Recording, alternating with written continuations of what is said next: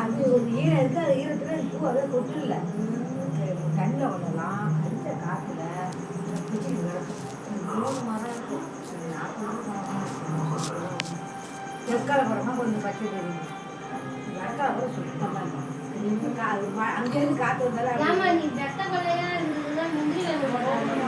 ஆடு மாடு கொள்ள மாடு மாடு கண்ணுலாம் காப்பாற்றணும்.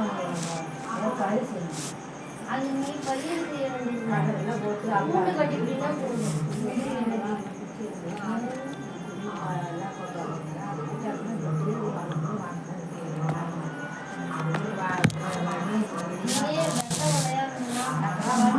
போட்டுட்டீங்கன்னா வருஷத்துக்கு 1 லட்சம் ரூபா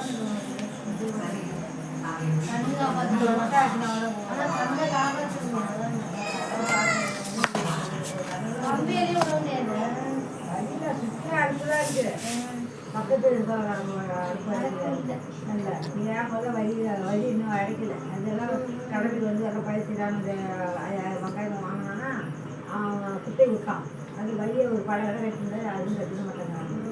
நாங்கள் என்ன இவரு போனால் இவர்கிட்ட இப்போ இவரும் கட்டின இருக்கிறார்.